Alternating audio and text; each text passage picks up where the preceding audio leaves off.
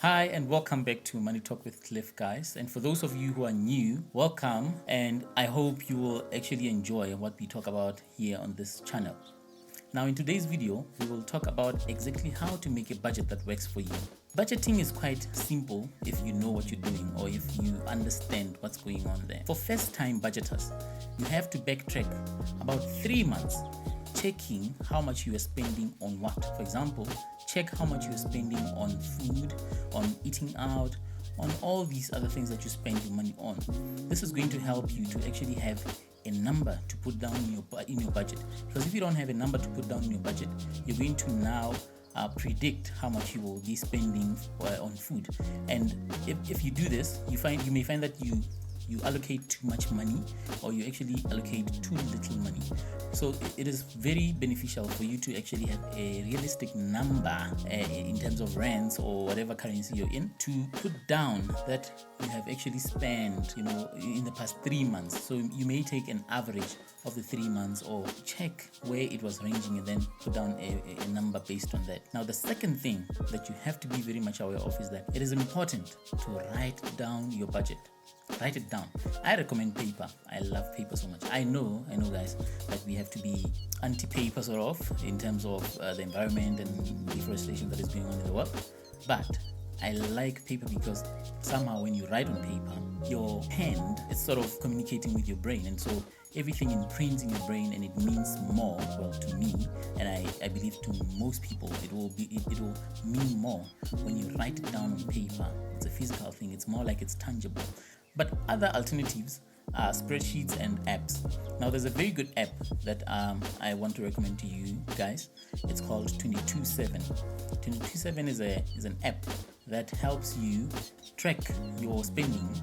It can show you how much you're spending on what category, or if you're spending too much on a certain category, it will let you know. It also has a budget feature in it, so you can actually set your budget amounts in it. And so it will help you a lot in terms of budgeting, in terms of tracking your spending or monitoring how much money you spend over time. So it's one of those apps that are quite helpful. Another option is a spreadsheet. And in this video, I will share a spreadsheet on which I make a budget. I'll actually share that in a link below so that you guys can download it and maybe use it for yourself. So that spreadsheet also already has some formulas put into it. All you'll have to do is plug in your expenses and your income, and it will calculate everything for you. Now, as you do your budget, one of two things will be very clear to you. It'll be clear that you have an income problem or you have a spending problem, or maybe you're fine, right? But here's what I mean by that: you have a spending problem. You may find that you're spending more than you're earning each month. And this is a very huge problem, as most of you may know. Once you spend money you do not have, it means you're going into debt. And if you've watched the previous videos, you know that I discourage going into debt. I mean, if you are able to avoid debt, then that's what I recommend you do. So in the case that you find yourself having a spending problem, it means you're spending more than you're earning. And so what you have to do is track your spending, check where you're spending too much, cut down that spending. Things like fast food or eating out is actually the most common, where people spend the most money. Maybe some people, things like entertainment, going out, to dance and whatever, that could be one of your things. But check where most of your money goes or gets wasted, and so you would have to cut down there. But in another instance, you may find that you have an income problem. An income problem is whereby you will be earning too little money for your lifestyle, right? Or maybe not even just lifestyle, for your minimum obligations, things like rent, if you're renting, food, the four walls that I talked about in the previous videos. If you're not able to cover those, this simply means that you have an income problem. And having an income problem can be solved by you finding an additional income, doing things like side hustles. And I'm one person who has worked on such things like side hustles. And a few that you could try are like maybe becoming a Bolt driver if you have a car you can use, or you can deliver food with Uber Eats and other companies that we have here in South Africa. So find anything that you may do. Sometimes you can actually find the skills that you already have can actually be viable for side hustles like tutoring. If you're a teacher, you're already in the space of teaching people. So it would be very easy and painless for you to actually earn money tutoring if you're a teacher or if you're knowledgeable in a certain subject. But one big takeaway in terms of budgeting is that you will have to live below your means at any point in time in your life. If you are aiming to become wealthy, you're going to have to live below your means. What this means is that you're going to have to spend less than you earn. So there has to be money that is left not being spent. Maybe it can be saved, and this will open opportunities such as investments or investing. So live below your means should be your rule of thumb. Now, if you have watched my previous videos, there's a video where I talked about the 7 baby steps, and according to these 7 baby steps, you will have to actually budget.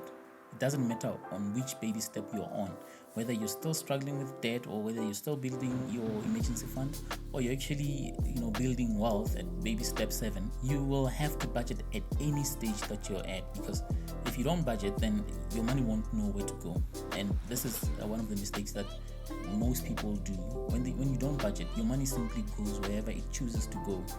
And when we say it chooses to go wherever it wants to go, it simply means that you are not mindful of how you spend your money, and you're just going to spend your money, and all of a sudden all your money is gone.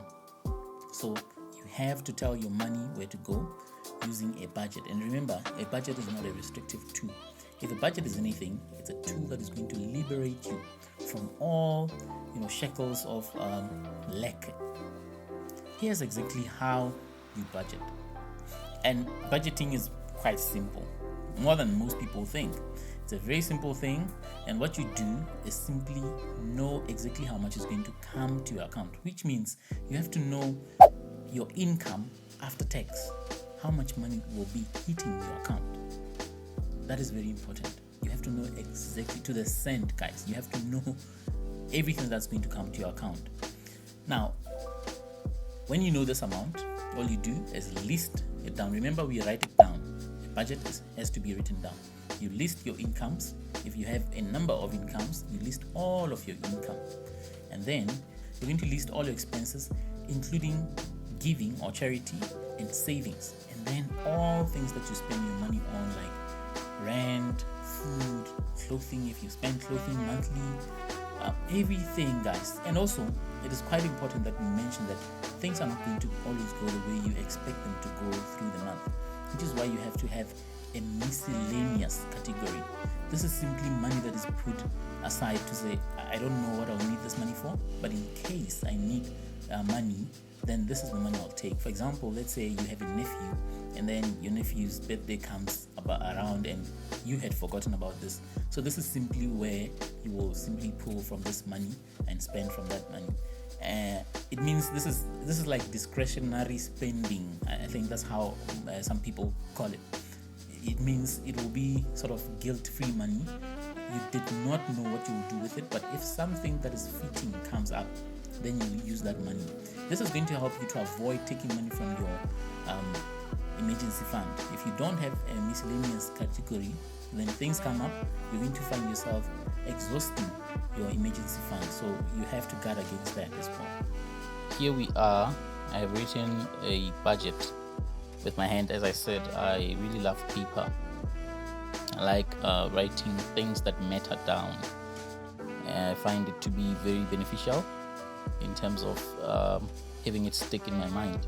So here I have a monthly budget. So note that this is just an example.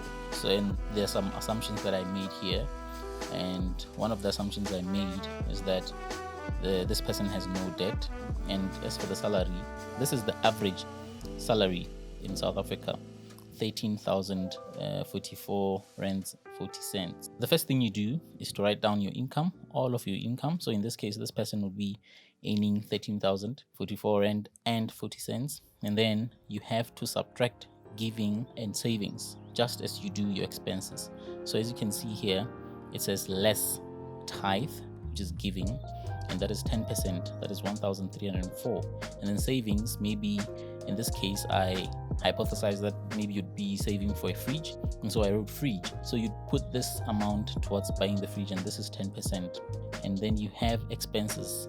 At the top of the expenses is housing, so this could be something like rent, and it's about 25%, and it's 3,261 as you can see here. And then utilities, this would be water and electricity. These would come to 7% if I'm not mistaken. I don't know, mathematicians will help me out here. But it's 913 rand and 8 cents. And so after that you have food. Food is about 20% if I'm not mistaken, 20 to 25% of your whole income or salary. And so this is 1,956 and 60 cents. And so clothing would be 521.76 cents. As for clothing, guys, I think this is 4%. And one thing that I have to highlight is that these are just recommended percentages that you could use. It doesn't mean you have to actually spend or allocate these percentages that I laid down. Everyone's life is different, so I assume that your life may not be needing clothing for 521 rand 76 cents. It could be more, maybe less, I don't know. Or for me, it's actually less monthly. Transportation, this is 10% of your salary, and this is 1,304.40 cents. Then we have miscellaneous. Miscellaneous, as I said before, miscellaneous is just a category where you're saying, I do not know what may come up during the month. I may have forgotten some things. This is the money I will take from. I think this is 7% as well. And then personal, this is money you spend on yourself, really. Maybe taking care of yourself or whatever it is that you're wanting to do with your personal money. But it is about 7% as well. And so after that we have recreation. Recreation is fun money, having fun. So I assume that maybe this could include things like going out, having fun, going out to the movies, such things that revive you. And this comes up to 652 rand and 20 cents. Then the total, as I said before, budgeting is simple if you understand what is going on. And for a budget to really work, you have to have your income minus your expenses being equal to all of your income. So when I say your income minus expenses, these expenses include giving and savings. So it's giving, savings, and expenses, which are these categories you're looking at right now. They should all equal the total income, so that at the end you have a balance of 0, as you can see here. Now, the importance of having a 0 balance is this. Assume you did not allocate the 1,304 rand and 40 cents towards savings, and it was going to appear down here as surplus money. It is very easy for you to forget that this is money that you have to save, or this is money that you have to give. It is quite simple to forget, guys. So that is why zero-based budgeting works so well. You aim to have a 0 balance, which means you force yourself to think about everything that you want to do with money that month, and you're going to force yourself to do it. Once your total down here does not come up to 0, or your surplus, or if it does not come down to 0, then you know you have yourself a problem that you have to fix pronto, quite quickly. And so in this video I have attached a link with a spreadsheet where you can actually do this digitally, for those of you who prefer doing things digitally. And that spreadsheet will also help you do this quite easily. You'll plug in your income, plug in your giving if you are giving, and then you plug in some savings and expenses and plug in your numbers there, and it will calculate for you. So you should aim to have a 0, which means you have to think about every cent. Make sure that every cent goes to something. If you like what you heard in this video, click the like button so that more people on YouTube will see this video. Also consider sharing it with your close friends. Someone close to you may need such content and get their lives changed. Thank you for watching.